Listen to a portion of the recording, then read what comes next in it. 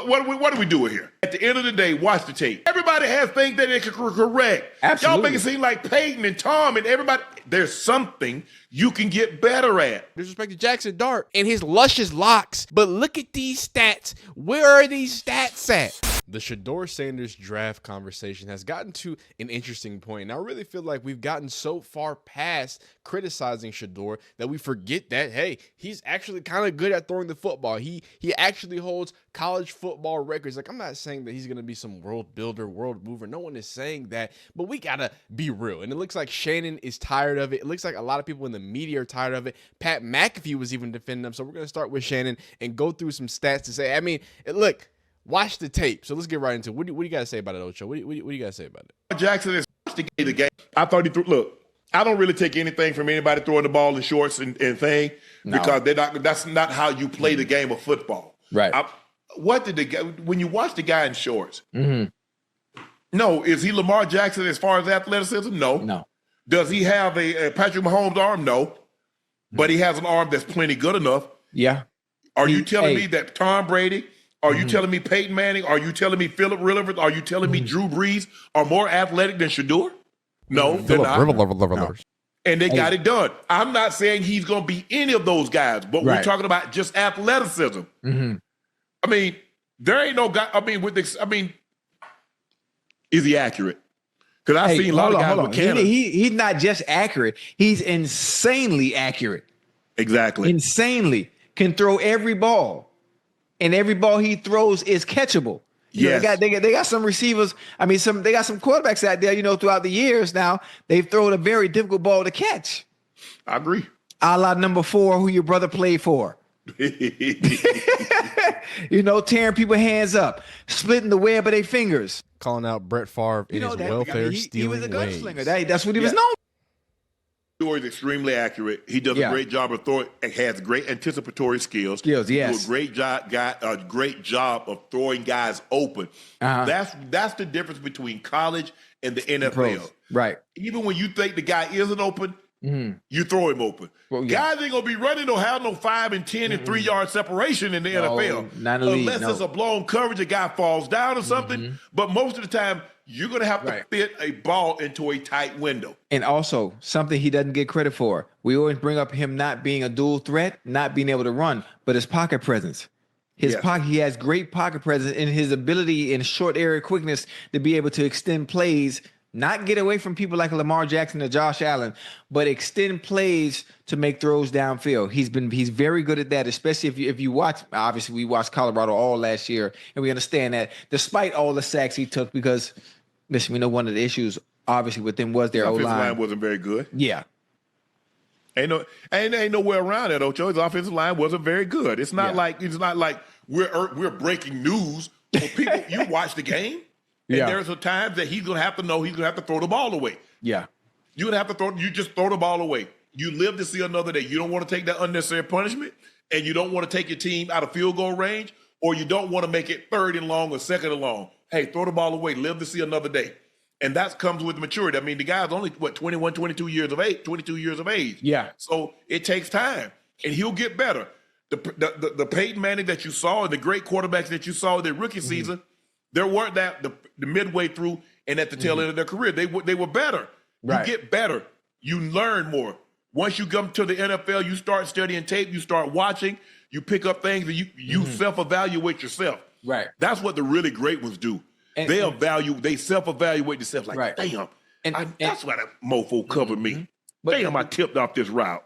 But think about the names that you just said, the Tom Brady's, the Peyton Mannings, when they first started, where their years weren't exceptional as opposed to how they ended up. But who to say Shedeur doesn't go somewhere, right?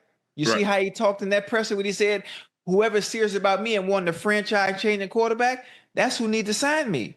Who says he doesn't come in and have a season like C.J. Stroud did, depending on where he goes? Who say he doesn't come in and have a season like Jaden Daniels did with the Commanders, depending on where he goes? But what if he has that belief where his presence alone heightens everything else around him? Who the hell did Jaden Daniels go to the Commanders and turn the franchise around just like that in 6 months? The great C.J. Stroud goes to Houston and turns the Texans around in 6 months. Yep. Come on, man. But I think it's enough from Shannon and Ocho. And I think the biggest things that they said, right, was kind of some of my same sentiments, right? Like we are and I get it. I get the overhyping, and I think we need to also address the overhyping. There are people talking about, oh, he's a number 3 pick, he's elite, he's whatever, he's what, you know what I'm saying? I think we have to differentiate the difference between people who believe him to be some elite quarterback prospect and then people who say, oh yeah, he's going to probably be the number 3 pick because he's the number 2 quarterback, right? And it's not because we even hate Jackson Dart, but like what facts are we basing this off of? I watched Jackson Dart. Like, I watched Jackson Dart for years. I watched him at USC struggle trying to figure it out at a quarterback-friendly offense, for being honest. And then you go to Ole Miss, another quarterback, type of friendly offense, but even more so in this RPO style simplicity. And this is not me. I like Jackson Dart. Like, I don't. That's not what I'm trying to do. And I think me even starting down at Jackson Dart is kind of. I think I'm understanding maybe why so much negativity is coming with Shedeur, because it's like. That's the only way to kind of be fair, right? It's the only way to say, okay, well, these are the things that he does do well. He does hold the ball long. I know he has offensive line problems, but he does hold the ball long. He's had a large amount of his passes. I think was it 57%, but like 10 yards away from the line of scrimmage. He has had some issues with maybe some consistency, maybe some arm strength problems.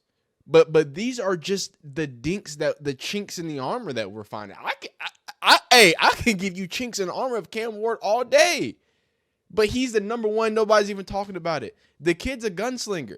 He's not that tall. He's enough athlete. He has enough arm. He's inconsistent sometimes with his decision making. There are some fundamental issues with Cam Ward. He holds the ball too long. He is Mr. Hold the ball too long. But I feel like that's been amplified with Shedeur. Obviously, with a poor offensive line, it's going to make it look worse. But Cam Ward, go watch the plays, dog. He was running around, throwing cross-body interceptions for no reason. Like, he was, guys, he almost lost to Cal. Now, almost don't count.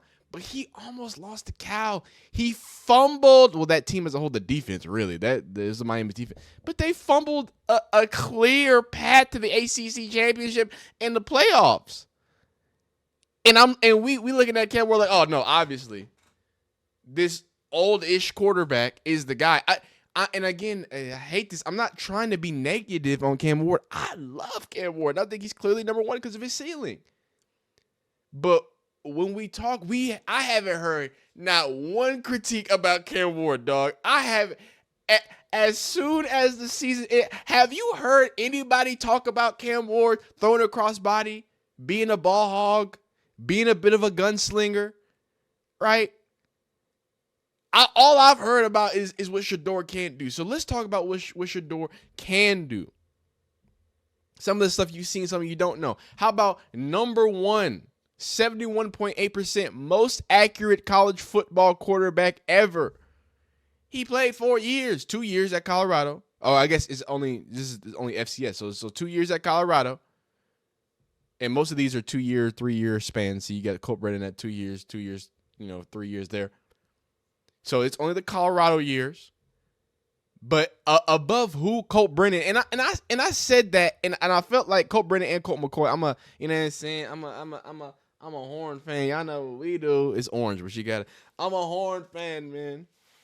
I'm a Horn fan. So, you know what I mean? I cried as a little kid watching Colt McCoy had to get taken out that Alabama National Championship game. We didn't get the goddamn follow through. But these are legends in the world of football, not just in the world of college football, specifically college football. We talk about Colt Brennan, Colt McCoy, Kellen Moore, someone who's is a coach and putting his landscape and his impact on NFL right now. Grayson McCall, Will Rogers, Brandon Whedon, hey, career backup, Case Keenum. Again, another guy, if you're a Texans fan. Come on now. Chase Holbrook, Seth, Joe Burrow at 12. These are legends that he's around. Colt Brennan only spent 3 years at the University of Hawaii, but in those 3 years, he threw for an insane 14,193 yards, 131 touchdowns, including 5,549 yards, 58 tutters in his junior season, which set an NCAA single-season record at the time. He's a dog. And I'm not saying, oh, he's a better, I'm not saying Shedeur is a better college quarterback than Colt Brennan, than Colt McCoy, than all these people. But why are we not acting like he has stats within the greats? Shedeur Sanders, 81% completion passes from a clean pocket, number 1 in the draft class. I think these skewed ones are kind of weird, like, oh, on Tuesdays at home in the clean pocket, you know what I'm saying? But it's the adjusted pass completion. That's fine. Number 1 in the draft. 70% on target rate on throws 10+ yards down the field. Again, are we going to talk about it or not? 48% of his passes came without help via design. No play action, motion, RPO, or screens on play. And that's important because when people try to take the knock at him about, oh, well, all of his passes are before the 10-yard or at the line of scrimmage, they don't talk about the defense that he was in 2 years, because the year before he was in a bunch of choice routes, which was receivers not running good choice routes. And then this year you get to a simplified offense that's not completely pro style, but doesn't even utilize anything to help get your receivers open, to help your quarterback identify some pre-motion stuff. Very simple when it comes to pre-snap for that. So first off, I want to see him kind of expand upon that. When he gets to the league, I would love to see that. But going on to more stats, Shedeur Sanders doesn't have a strong arm. Among college football quarterbacks with at least 50 attempts of 20+ yards, 13 touchdowns, tied for 4th, 32 completions, tied for 3rd, 47% completion, 4th, 133 passer rating, 1st, 0 interceptions, 1st. Sanders can put the ball down the field.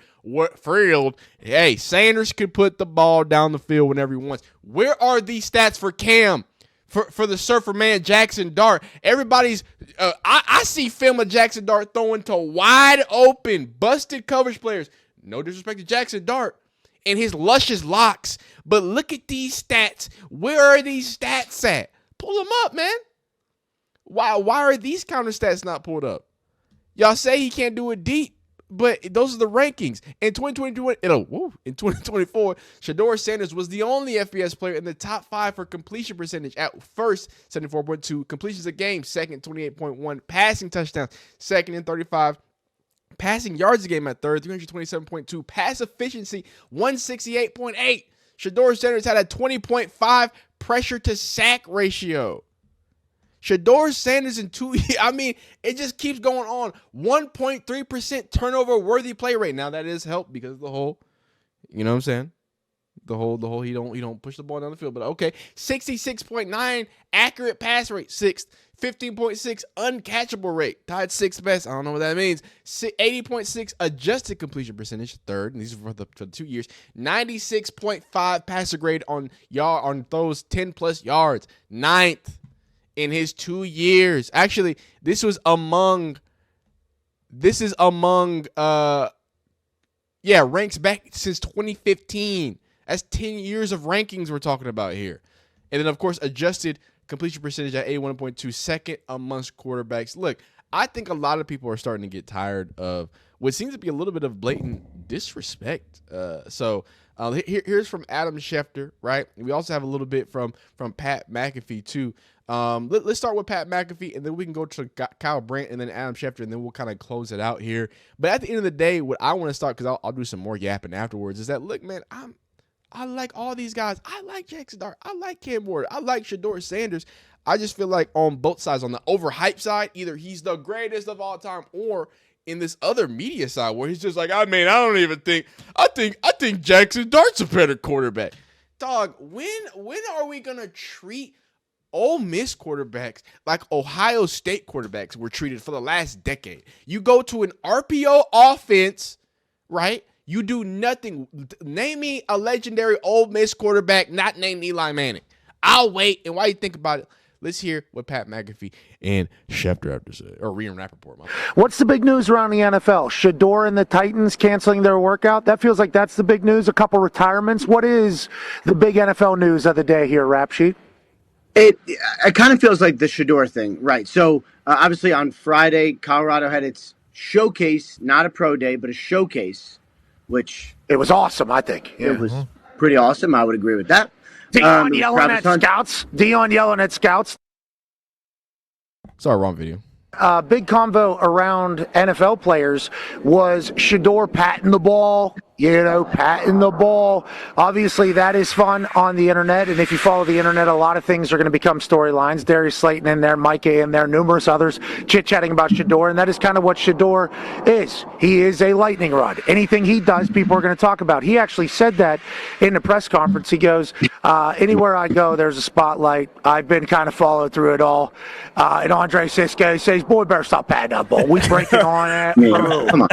And I like the way he types out his words. I appreciate that. Then Darius Slayton of the Giants, okay, potential teammate here of Shedeur. I promise he can pat the ball and be just fine. Okay, he throws me 15, 20 balls a game. There's going to be no problem if he's patting it before it leaves his hand.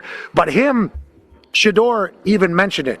Like, everything he does gets followed. Everything he does get clicks. I mean, he's got people talking about his pro day and whether or not he's patting the ball. I just saw a video of Drake May working out. I think he patted the ball a couple times. I think Aaron even every once in a while will do that, but is he doing it as much as Shedeur is doing it? Like, this is like Shedeur Sanders football. Teams know that they're signing up for a lot of attention. Teams know they're signing up for, all eyes on their brand. What do you think happens with Shedeur after the pro day? And what do you think I don't want to say kind of earned after his pro day, or what is the convo about him? I thought he looked good. While I was watching the pro day, I actually thought to myself, like, they say open competition at quarterback here in Indianapolis. I mean, why don't we, I like the way he looked at the pro day. And that is coming from Pat McAfee, a known Ohio State pumper, known Will Howard enjoyer. And he's even, because he kind of sent some shots at Deion, about the whole, wanting to correct people or correct scouts and stuff like that, but kind of, also give the grace and kind of say, look, man, as much as, there is a bunch that is brought because he's a Sanders, at the same time, even Pat McAfee can see, like, hey, this is clearly just like BS. Like we're talking about ball pats, dog. Is that what we're doing? And granted, there's not a lot of football on. I'm sorry, UFL. No one cares. I wish they did. It would be dope. I would love to cover it, but nobody cares. But like in all reality, in the full situation, right? Like it gets a little bit. It's almost comparable to the Caleb Williams situation, but like Caleb Williams was like doing stuff. And even though I don't think it was stuff that granted being, criticized, he was still out doing, because there were things to do. Shedeur don't really do anything. I mean, in the football season, there were things that you could talk and point at and whatever. But, like, I mean, what does he do now? He says, I'm a really good quarterback. He continues to talk about how nothing of the badness has come from what Shedeur has done. Shedeur has been surprisingly done everything the right way. Pro day went good, handled it pretty good. Everyone's saying that that's done well. Off season. When have you ever heard from Shedeur Sanders doing something off the field? Even like some like Anthony Edwards small type, oh, he got a girl and he did, you know what I'm saying? Even something's like, all right, that's not, we can't persecute you for it, but he's a bad guy. He don't even do that. I don't know. It's silliness. So let's hear kind of a discussion with Adam Schefter and Ty Schmidt about this whole situation. Where do you think that leaves possible landing spots for Shedeur Sanders? Look, right now, a couple of weeks out, I don't think Shedeur Sanders is going number 2. And again, the signs point to him not going number 3 either. To me, I think there's 3 options on Shedeur Sanders. 9, New Orleans, 21, Pittsburgh. Those are the 2 scenarios in my mind that are most plausible right now. I also could see at some point in time, would it be that the New York Giants or Cleveland Browns would trade back into the first round and take the player that a lot of people linked to them all along at 2 and 3. So all of a sudden, at pick number 20, the Giants or Browns trade back in and go get Shedeur Sanders. Could we see that? I think that would be an option. This is, to me, going to be the great question of round, where does Shedeur Sanders go? Because it doesn't look like 2 or 3. So is he going 9 to New Orleans, 21 to Pittsburgh? Is he going to the Browns or Giants who trade back up? Or is there a wild card scenario out there that we don't see, that we haven't talked about, that we're missing the way that many people missed last year? Michael Penix and the Atlanta Falcons. That is crazy. What if the Falcons just draft What if the Falcons just draft Shedeur too? That would be hilarious. That would be a very Falcons thing to do. Go back to back drafting quarterbacks. But to close out, I think that, like, I'm being honest about the situation, right? And like, hey, we need to give him his credit. We also need to give the credit of why people are perceiving him as not in the first round. Not just because the talent and the things that people are saying, but I think bigger than that is a lot about fit, right? There's a lot of, you know what I'm saying? There's a lot of teams that are bad that have their quarterback, right? You know, Browns did something, you know, what's it called? The Giants made something happen. Number one, we know it's probably going to be Cam Ward, so it is what it is. But, you know, it goes from 1 to 2 to 3, and then all the way down to, you know what I'm saying, what's it called? At number 9 to the Saints. And even they're kind of like, you know, they got people on their roster. So I think bigger than just, okay, he's not a first-round talent, that even if he falls out the first-round talent, I don't think that's the thing that needs it. Because I think bar none, especially the way look, it's just the way people value quarterbacks. I'm not saying he's generational, but he's a first-round talent, right? I'm not saying he's a top 5 talent. Now, in this pick, I think he's a top 5 talent because he's the number 2 quarterback, right? But what that means and how fit works, you know, it doesn't always work out like that, especially for quarterbacks. It can be weird. Lamar Jackson situations, Michael Penix situations, Jordan Love situations. Like, we never really know what happens with these quarterbacks. And I feel like those are the hardest ones to pin down. But I really hope the best for Shedeur, and I'm really hoping that he finds a place. I think Saints makes sense. I think that would be a cool little a link up there. You know, we saw him talking to Sean Payton. Maybe those links link back up. But this was just dope, seeing some legends, seeing Pat McAfee, seeing some NFL guys really defend Shedeur, and kind of be like, hey, can we put this into perspective of what's really happening? He's loud, he's boisterous, he's all these things, but not really negative. He doesn't do anything real negative stuff. So I appreciate y'all watching this video. Like it if you like it. Dislike if you don't like it. Subscribe if you enjoy college football content. We do plenty of Colorado, Deion, Shedeur draft, things like that. So like it if you like it. Dislike if you don't like it. Subscribe if you want to see more, man. We'll see you next time. You know you're great, so keep being great.